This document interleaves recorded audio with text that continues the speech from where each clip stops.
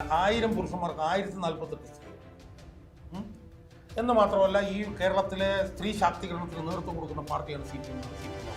സംസ്ഥാന സെക്രട്ടറി വനിതയല്ല, 14 ജില്ലാ കമ്മിറ്റികളിൽ ഒരിടത്ത് പോലും വനിതയില്ല. ആയിരക്കണക്കിന് ഏരിയ സെക്രട്ടറിമാരുള്ളത് എറണാകുളത്ത് ഒരു ഏരിയ സെക്രട്ടറിയും ഇടുക്കിയിൽ ഒരു ഏരിയ സെക്രട്ടറിയാണ് വനിതകൾ. 17 അംഗ സംസ്ഥാന സെക്രട്ടറി മരുമകൻ ആയിട്ടുള്ള മുഹമ്മദ് റിയാസ് ആദ്യത്തെ തവണ ബേപ്പൂരിൽ നിന്ന് മത്സരിക്കുന്നു, ജയിച്ചു കഴിഞ്ഞ ഉടനെ തന്നെ അതിന് മുമ്പ് തന്നെ അയാളെ സംസ്ഥാന കമ്മിറ്റി കൊണ്ടുവന്നു, ജയിച്ച ഉടനെ തന്നെ അയാളെ സംസ്ഥാന സെക്രട്ടേറിയറ്റിൽ കൊണ്ടുവരുന്നു. അയാൾക്ക് ടൂറിസവും പൊതുമരാമത്തും പോലുള്ള പ്ലം ആയിട്ടുള്ള വകുപ്പുകൾ കൊടുത്തു.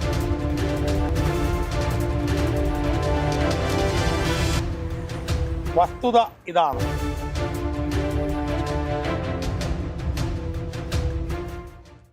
ഷാജൻ സർ, സാധാരണ നമ്മൾ കോൺഗ്രസും കമ്മ്യൂണിസ്റ്റും തമ്മിൽ വളരെ വലിയൊരു അന്തരമുണ്ട്. കാരണം കോൺഗ്രസിൽ ജനകീയമായി പല തരത്തിൽ ഭിന്നതകൾ ഉണ്ടാകാം, അതുപോലെ തന്നെ അവരുടെ ചർച്ചാ വിഷയങ്ങളൊക്കെ പുറത്തു വരാം. അത്തരത്തിലുള്ള കാര്യങ്ങൾ സാധാരണഗതിയിൽ നടക്കുന്നതാണ്. പക്ഷെ അപ്പോഴും CPM എപ്പോഴും പറയുന്നത് പാർട്ടി തീരുമാനം, അതിനപ്പുറത്തേക്ക് മറ്റൊന്നുമില്ല, ഭിന്നാഭിപ്രായങ്ങൾ പുറത്തു വരില്ല, അകത്തുണ്ടെങ്കിലും പുറത്തു വരില്ല. പക്ഷേ ഇക്കഴിഞ്ഞ CPM സംസ്ഥാന സമ്മേളനം കഴിഞ്ഞപ്പോൾ വലിയൊരു ഭൂകമ്പം ഉണ്ടാകുന്നത് പോലെയാണ് പല ഭാഗത്തു നിന്നുള്ള പൊട്ടിത്തെറികൾ ഉണ്ടായത്. അത് പരസ്യമായി തന്നെ പലരും അത് പ്രകടിപ്പിക്കുകയും ചെയ്തു. ഇതുവരെ കണ്ടിട്ടില്ലാത്ത അല്ലെങ്കിൽ ഇന്നുവരെ കണ്ടതിന് വിഭിന്നമായി ചില കാര്യങ്ങൾ. എന്താണ് അതിനെക്കുറിച്ച് തോന്നുന്നത്? അതായത് ഈ CPM-നകത്ത് പൊട്ടിത്തെറികൾ ഉണ്ടായിട്ടില്ല എന്ന് നമുക്ക് പറയാൻ പറ്റില്ല. CPM-ൽ പൊട്ടിത്തെറികൾ ഉണ്ടായിട്ടുണ്ട് ഇതിനു മുമ്പ്, എങ്കിലും പാർട്ടി തീരുമാനങ്ങൾ വിധേയമായിരുന്നു. പക്ഷെ ആ പൊട്ടിത്തെറികളുടെയൊക്കെ അടിത്തറ പാർട്ടിയുടെ നയവും രാഷ്ട്രീയവും പ്രത്യശാസ്ത്രവുമായി. അതാണ് CPM-ലെ ഇതിനു മുമ്പുണ്ടായിട്ടുള്ള പൊട്ടിത്തെറികളുടെ ഒരു അടിത്തറ. പാർട്ടിയുടെ ഇതിനു മുമ്പ് നടന്ന കൊല്ലം സംസ്ഥാന സമ്മേളനം, അതുപോലെ തന്നെ പാലക്കാട് സംസ്ഥാന സമ്മേളനം, ഒരളവരെ കോഴിക്കോട് സംസ്ഥാന സമ്മേളനം, 2006 നടന്ന മലപ്പുറം സംസ്ഥാന സമ്മേളനം. ഈ സംസ്ഥാന സമ്മേളനങ്ങളിലൊക്കെ വലിയ പൊട്ടിത്തെറികളും ഭൂകമ്പങ്ങളും ഉണ്ടായിട്ടുണ്ട്. പക്ഷെ ആ പൊട്ടിത്തെറികളുടെയും ഭൂകമ്പങ്ങളുടെയൊക്കെ അടിത്തറ എന്ന് പറയുന്നത് ഈ പാർട്ടിയുടെ പ്രത്യശാസ്ത്രം, ഈ പാർട്ടിയുടെ നയം, ഇതിൻ്റെ അടിസ്ഥാനത്തിൽ ഉണ്ടാകുന്ന ധ്രുവീകരണമാണ്. മനസ്സിലായി? വിഭാഗീയതകൾ ഉണ്ടായിട്ടുണ്ട്. ഇപ്പോൾ 80കളിൽ ഉണ്ടായിട്ടുള്ള വിഭാഗീയത, ഇപ്പോൾ കൊല്ലം സംസ്ഥാന സമ്മേളനത്തിൽ ഉണ്ടായിട്ടുള്ള വിഭാഗീയത എന്ന് പറഞ്ഞാൽ CITU പക്ഷവും പാർട്ടി പക്ഷവും തമ്മിലുള്ള വിഭാഗീയത. അതായിരുന്നു 1-2 സംസ്ഥാന സമ്മേളനങ്ങളിൽ ഉണ്ടായത്.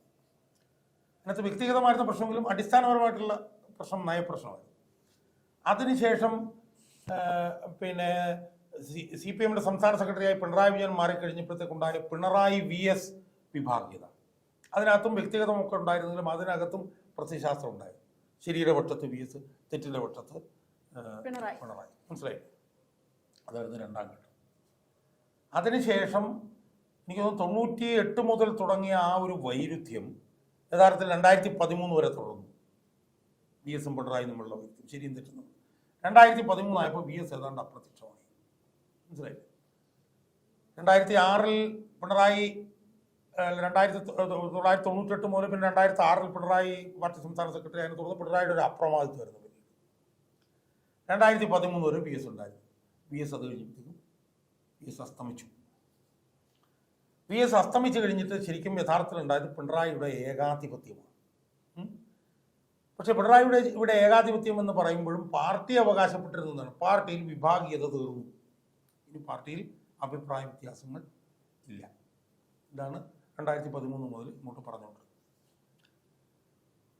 എന്നാൽ ഇപ്പോൾ ഉണ്ടാകുന്ന പൊട്ടിത്തെറികളുടെ പ്രത്യേകത എന്ന് പറഞ്ഞാൽ എന്താണ്? ഇപ്പം ഉണ്ടാകുന്ന പൊട്ടിത്തെറികളുടെ അടിസ്ഥാന സ്വഭാവം എന്ന് പറയുന്നത് പ്രത്യശാസ്ത്രപരമായോ നയപരമായിട്ടോ ഉള്ള പൊട്ടിത്തെറികളല്ലത്. ഇപ്പോൾ ഉണ്ടാകുന്ന പൊട്ടിത്തെറികൾ എന്ന് പറഞ്ഞാൽ സ്ഥാനം കിട്ടേണ്ടവർക്ക് സ്ഥാനം കിട്ടുന്നില്ല, സ്ഥാനത്തിന് യോഗ്യതയില്ലാത്തവർക്ക് സ്ഥാനത്തേക്ക് വരുന്നു. ഇതിലുണ്ടാകുന്ന അസ്വസ്ഥതകളാണ് ഇപ്പോൾ ഉയർന്നുകൊണ്ടിരിക്കുന്നത്. ഇപ്പോൾ നിങ്ങൾ പാർട്ടിയുടെ സംസ്ഥാന സെക്രട്ടറിയിൽ നിങ്ങൾ എടുത്ത് നോക്കൂ. പാർട്ടിയുടെ സംസ്ഥാന സെക്രട്ടറിയിൽ 17 പേരുണ്ട്. ആ 17 പേരിൽ ഇപ്പോൾ എന്താണ് അയാളുടെ പേര്, M സ്വരാജ്. അയാൾ സംസ്ഥാന കമ്മിറ്റി 4 വർഷം കഴിഞ്ഞപ്പോഴത്തേക്ക് അയാൾ സെക്രട്ടേറിയറ്റിലേക്ക് വന്നു. പിണറായിയുടെ മരുമകൻ മുഹമ്മദ് റിയാസ് സംസ്ഥാന കമ്മിറ്റിയിൽ വന്നിട്ട് 4 വർഷം കഴിഞ്ഞപ്പോഴത്തേക്കും അയാൾ സെക്രട്ടേറിയറ്റിൽ വരും. എന്നാൽ 27 വർഷമായി സംസ്ഥാന കമ്മിറ്റിയിൽ തുടരുന്ന മേഴ്സിക്കുട്ടി സെക്രട്ടേറിയറ്റിലില്ല. ഒരു 1998 സംസ്ഥാന കമ്മിറ്റിയിൽ വന്നതാണ്. അവരിപ്പോൾ സെക്രട്ടേറിയറ്റിലില്ല. 998 സംസ്ഥാന കമ്മിറ്റിയിൽ വന്നാണ് തിരുവനന്തപുരത്തെ എം വിജയകുമാർ, അയാൾ സെക്രട്ടേറിയറ്റിലില്ല. കണ്ണൂരിൽ നിന്നുള്ള പി ജയരാജൻ 998 സെക്രട്ടേറിയറ്റിൽ വന്നതാണ്, സംസ്ഥാന കമ്മിറ്റിയിൽ വന്നതാണ്, അയാൾ സെക്രട്ടേറിയറ്റിലില്ല. കൊല്ലം ജില്ലയിൽ നിന്നുള്ള UP ജോസഫ് 27 വർഷക്കാലമായി അയാൾ ജില്ലാ കമ്മിറ്റിയിൽ നിൽക്കുകയാണ്, അയാൾ സെക്രട്ടേറിയറ്റിലില്ല.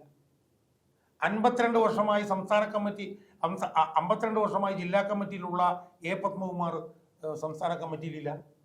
അതേസമയം 9 വർഷമായിട്ട് പാർട്ടിയിലേക്ക് വന്ന, ശരിക്കും പാർട്ടി മെമ്പറാണെന്ന് പോലും അറിയില്ല, 2 പ്രാവശ്യം MLA ആയി, 2ാമത്തെ പ്രാവശ്യം മന്ത്രിയായ വീണ ജോർജ് സംസ്ഥാന കമ്മിറ്റിയിൽ വരുന്നു. അവർ CPM ആണെന്ന് പോലും പറയാൻ പറ്റില്ല, ഒരു മാധ്യമപ്രവർത്തകർ.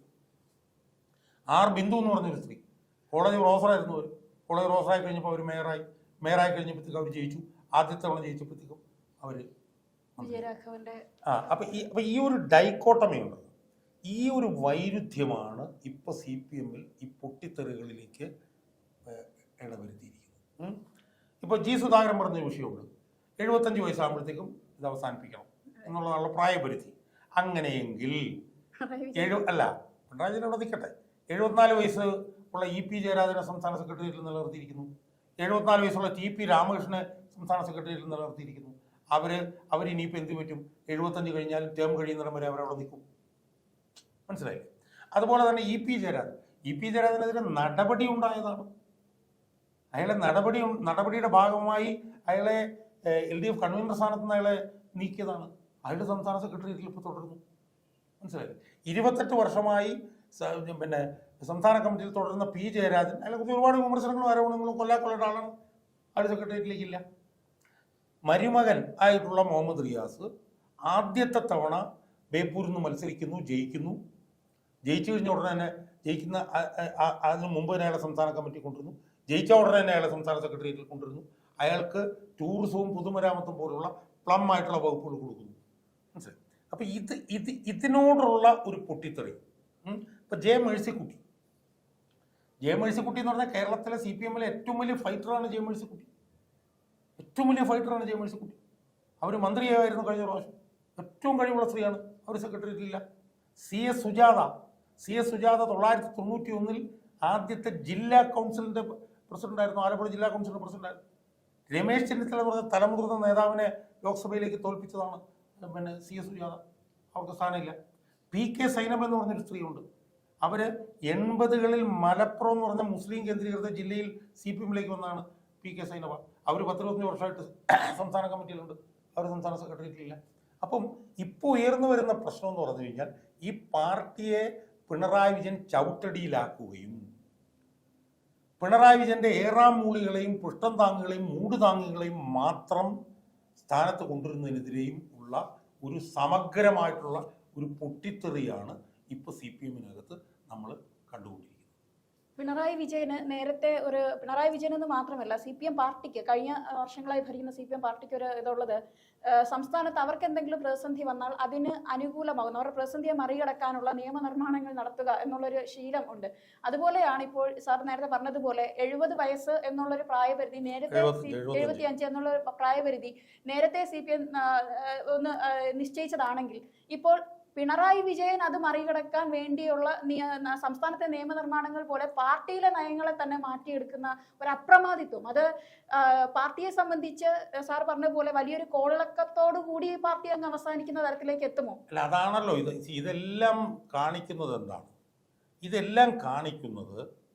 ഒരാളുടെ സ്വാർത്ഥ താല്പര്യത്തിനും അയാളുടെ വ്യക്തി താല്പര്യത്തിനും അനുസൃതമായി ഒരു സംഘടനയെ ഒടിച്ചു മടക്കി അയാൾ കഷ്ടത്തിൽ വെക്കുന്നു എന്നുള്ളതാണ്. മനസ്സിലായില്ലേ? അത് എല്ലാ കാലവും നിലനിൽക്കില്ല. ഇപ്പം നിങ്ങൾ പശ്ചിമ ബംഗാൾ എടുത്ത് നോക്കൂ. പശ്ചിമ ബംഗാളിൽ 5 തവണ അധികാരത്തിലിരുന്നു, 35 വർഷം തുടർച്ചയായ അധികാരത്തിലിരുന്നു. ആദ്യം ജ്യോതിബാസു 3-4 പ്രാവശ്യം ഇരുന്നു, അത് കഴിഞ്ഞ് ബുദ്ധദേവ് ഭട്ടാചാര്യ. 50% കൂടുതലായിരുന്നു ഒരു 10-20 വർഷക്കാലം അവിടുത്തെ വോട്ട് ശതമാനം. അവിടെ 296 അംഗ നിയമസഭയിൽ 200-ലധികം സീറ്റുകൾ നേടി അധികാരത്തിൽ വന്നിട്ടുണ്ട് CPM. ആ CPM-ന് ഇന്ന് പശ്ചിമ ബംഗാളിൽ ഒരു MLA പോലും ഇല്ല. ആ CPM-ന് ഇപ്പം 2-3% വോട്ടേ ഉള്ളൂ. ഈ കഴിഞ്ഞ 2024 തെരഞ്ഞെടുപ്പിൽ 29 സീറ്റിൽ മത്സരിച്ച CPM-ന് 2 സീറ്റിലാണ് അവിടെ കെട്ടിവെച്ച കാശ് കിട്ടിയത്. മനസ്സിലായില്ലേ? അവിടെയും ഇതുപോലുള്ള പാർട്ടി അപ്രമാദിത്വം, പാർട്ടി ഏകാധിപത്യം ഈ നിലയിലേക്കാണ് പോയപ്പോൾ എന്ത് സംഭവിച്ചു? ഒരു പൊട്ടിത്തെറി അങ്ങുണ്ടായി. ആ പൊട്ടിത്തെറിയിൽ ആ പാർട്ടി ഇല്ലാതായി പോയി. മനസ്സിലായി? ഇവിടെയും സംഭവിക്കാൻ പോകുന്നതാണ്. ഇവിടെയും സംഭവിക്കാൻ പോകുന്നത് ഇത് ഈ തിളച്ചുമറിയലെല്ലാം കൂടെ ചേർന്ന് ഒരു പൊട്ടിത്തെറിയിലേക്ക് ഇത് മെറ്റമോർഫോസ് ചെയ്തുകൊണ്ടിരിക്കും, രൂപാന്തരപ്പെട്ടുകൊണ്ടിരിക്കും. ആ പൊട്ടിത്തെറിയിലേക്ക് ഇത് പോവുകയാണ് എന്നുള്ളതിൻ്റെ ലക്ഷണങ്ങളാണ് ഇത് കാണുന്നത്. ഉദാഹരണത്തിന് ഇപ്പോൾ കേരളത്തിലെ പൊതുസമൂഹത്തിൽ 100 പുരുഷന്മാർക്ക് 1000 പുരുഷന്മാർക്ക് 1048 സ്ത്രീകളുണ്ട്. എന്ന് മാത്രമല്ല, ഈ കേരളത്തിലെ സ്ത്രീ ശാക്തീകരണത്തിന് നേതൃത്വം കൊടുക്കുന്ന പാർട്ടിയാണ് CPM എന്നാണ് CPM അവകാശം. ഇപ്പോൾ തദ്ദേശ സ്വയംഭരണ സ്ഥാപനങ്ങൾ എന്തോ 1000 തദ്ദേശ സ്വയംഭരണ സ്ഥാപനങ്ങളുള്ളത് 662 തദ്ദേശ സ്വയംഭരണ സ്ഥാപനങ്ങൾക്ക് നേതൃത്വം നൽകുന്നത് സ്ത്രീകളാണ്. മനസ്സിലായി? തദ്ദേശ സ്വയംഭരണ സ്ഥാപന തെരഞ്ഞെടുപ്പിൽ 50% സീറ്റ് സ്ത്രീകൾക്ക് വേണ്ടി മാറ്റിവെച്ചിരിക്കും. ആ പാർട്ടിയിൽ സംസ്ഥാന സെക്രട്ടറി വനിതയല്ല, 14 ജില്ലാ കമ്മിറ്റികളിൽ ഒരിടത്ത് പോലും വനിതയില്ല. ആയിരക്കണക്കിന് ഏരിയ സെക്രട്ടറിമാരുള്ളത് എറണാകുളത്ത് ഒരു ഏരിയ സെക്രട്ടറിയും ഇടുക്കിയിൽ ഒരു ഏരിയ സെക്രട്ടറിയാണ് വനിതയുള്ളത്. 17 അംഗ സംസ്ഥാന സെക്രട്ടേറിയറ്റിൽ ആകെ ഉള്ളത് ഇത് ഞാൻ ചോദിക്കാൻ വന്ന കാര്യമാണ്. അതായത് പണ്ട് എന്താണ് കേരന്തിങ്ങും കേരള നാട് KR ഗൗരി ഭരിച്ചിരുവെന്നൊരു പാട്ടും പാടി അല്ലെങ്കിൽ അത്തരത്തിലുള്ള മുദ്രാവാക്യങ്ങൾ ഉയർത്തിയ ഒരു കാലമുണ്ടായിരുന്നു. അതായത് കേരളത്തിന്റെ മുഖ്യമന്ത്രിയായി ഒരു വനിത എത്തുമെന്നുള്ളത് സ്വപ്നം കണ്ടൊരു കാലം. പക്ഷെ അന്ന് മുതലേ KR ഗൗരിയമ്മയുടെ കാലം മുതലേ CPM പാർട്ടി എന്ന് പറയുന്ന ഒരു പാർട്ടി, അല്ലെങ്കിൽ ഏത് പാർട്ടിയും ആയിക്കൊള്ളുകോട്ടെ, ഈ കേരളത്തിൽ ഒരു വനിതയെ ഒരു നേതൃസ്ഥാനത്തേക്ക് കൊണ്ടുവന്നാൽ തന്നെ ചവിട്ടി താഴ്ത്തി തൻ്റെ താഴെ നിൽക്കണം എന്നുള്ളൊരു അപ്രഖ്യാപിത നയത്തോടു കൂടിയാണ് കൊണ്ടുവരിക. ഇപ്പോൾ KK ശൈലജ ടീച്ചറിന്റെ കാര്യം വന്നപ്പോഴും അതിന് ശേഷം ഇപ്പോൾ സാറ് പറഞ്ഞതുപോലെ പല കഴിവുറ്റ സ്ത്രീ രത്നങ്ങളെ മനഃപൂർവ്വം ചവിട്ടി വച്ചുകൊണ്ട് മാത്രം ഒരേ ഒരു സ്ത്രീ പ്രാതിനിധ്യം കേൾക്കുമ്പോൾ തന്നെ സത്യം പറഞ്ഞാൽ സ്ത്രീപക്ഷ പാർട്ടി, വനിതാ മതിൽ, നടത്തം, ഇങ്ങനെയൊക്കെയുള്ള കണ്ണിൽ പൊടിയിടേണ്ട എല്ലാ പരിപാടികളും കാണിച്ചു കഴിഞ്ഞ ഒരു സംവിധാനമാണ് ഇന്നത്തെ സംസ്ഥാനം ഭരിക്കുന്ന സർക്കാർ എന്ന് പറയുന്നത്. അപ്പോൾ ഈ ഒരു കണ്ണിൽ പൊടിയിടൽ അക്കാലം മുതൽ ഇക്കാലം വരെ അങ്ങനെ തന്നെ നിലനിൽക്കുന്നു എന്നുള്ളത് ഒരു പുരോഗമനവും സ്ത്രീ വിഷയത്തിൽ കൊണ്ടുവരാത്തൊരു പാർട്ടി എന്ന് ഇതിനെ പറയണ്ടേ? അല്ലാതെ നമ്മൾ മനസ്സിലാക്കേണ്ടത് എന്താണെന്ന് ചോദിച്ചാൽ ഇതെല്ലാം പുറമെ കാണിക്കാൻ വേണ്ടിയുള്ളതാണ്. ഞാൻ നേരത്തെ സൂചിപ്പിച്ചല്ലോ, 1000 ചില്ലാനം തദ്ദേശ സ്വയംഭരണ സ്ഥാപനങ്ങളിൽ 662 നേതൃത്വം നൽകുന്ന സ്ത്രീകളാണ്. പക്ഷെ ഈ 662 സ്ഥലത്ത് നിങ്ങൾ നോക്കൂ, സ്ത്രീകൾ ആ സ്ഥാനത്തിരിക്കുന്നുണ്ടെങ്കിലും ബാക്ക് സീറ്റ് ഡ്രൈവിംഗ് നടത്തുന്ന പുരുഷന്മാരാണ്. ഉദാഹരണത്തിന് നിങ്ങൾ നോക്കൂ, തിരുവനന്തപുരത്ത് ആര്യ രാജേന്ദ്രൻ എന്നൊരു പെങ്കൊച്ചാണ് മേയർ. ആരാണ് ഇവിടെ ഭരിക്കുന്നത്? പുരുഷന്മാർ. മനസ്സിലായി? ഈ PK ശ്രീമതി KK ശൈലജ മന്ത്രിയായിരുന്നപ്പോൾ അവരുടെ പ്രൈവറ്റ് സെക്രട്ടറിയാണ് ഭരിച്ചുകൊണ്ടിരുന്നത്. ഇപ്പോൾ വീണ ജോർജ് ആരോഗ്യമന്ത്രിയാണ്. ഭരിക്കുന്നത് ആരാണ്? അവിടുത്തെ പ്രൈവറ്റ് സെക്രട്ടറി ആയിട്ടുള്ള AK സെൻട്രൽ ഓഫീസ് സെക്രട്ടറിയാണ് ആരോഗ്യമന്ത്രിയുടെ പ്രൈവറ്റ് സെക്രട്ടറി. അയാളാണ് ഭരിക്കുന്നത്. യഥാർത്ഥത്തിൽ ആരോഗ്യമന്ത്രി അയാളാണ്. R ബിന്ദു അവർ ഉന്നത വിദ്യാഭ്യാസ മന്ത്രിയാണെങ്കിൽ അവിടെ പാർട്ടി കൊടുത്തിരിക്കുന്ന പുരുഷനായിട്ടുള്ള പ്രൈവറ്റ് സെക്രട്ടറിയാണ് കാര്യങ്ങൾ നടത്തുന്നത്. അപ്പോൾ ഇതൊക്കെ വെറും ഗിമ്മിക്കുകളാണ്. മനസ്സിലായി? പക്ഷേ ഇത് പഴയ കാലം പോലെയല്ല. ഞാനൊക്കെ VS അച്യുതാനന്ദനോട് പ്രവർത്തിക്കുമ്പോൾ അന്ന് യൂട്യൂബും ഇല്ല, ഫേസ്ബുക്കും ഒന്നുമില്ല. ഇപ്പം ആളുകളെല്ലാം ഈ സോഷ്യൽ മീഡിയ ഒക്കെ ഉള്ളതുകൊണ്ട് അവരിതിനെക്കുറിച്ച് നമുക്കറിയാവുന്നതിനേക്കാൾ കൂടുതൽ ബോധ്യം. പക്ഷെ അവരെ സംബന്ധിച്ചിടത്തോളം അവര് ചെറുത്തുനിൽപ്പിന് തയ്യാറാണ്. പക്ഷെ അവരെ ചെറുത്തുനിൽപ്പിന് തയ്യാറാക്കാൻ ഇവിടെ ഒരു പ്രതിപക്ഷമില്ലാത്തത് കൊണ്ട് അവർക്ക് ഇതിനെതിരായിട്ടുള്ള പ്രതിഷേധം രേഖപ്പെടുത്താൻ തെരഞ്ഞെടുപ്പിന് മാത്രമേ കഴിയുള്ളൂ. അതുകൊണ്ട് തന്നെ ആ തെരഞ്ഞെടുപ്പിന് വേണ്ടി അവർ കാത്തിരിക്കുകയാണ്. ഇതിനെല്ലാം കൂടെ ചേർന്നുള്ള സമഗ്രമായിട്ടുള്ള തിരിച്ചടി എല്ലാ വിഭാഗം ജനങ്ങളും തെരഞ്ഞെടുപ്പിൽ കൊടുക്കും. അതിനുവേണ്ടി കാത്തിരിക്കുക എന്നുള്ളത് മാത്രമേ നമുക്ക് ചെയ്യാൻ ബാക്കിയുള്ളൂ എന്നാണ് എനിക്ക് തോന്നുന്നത്.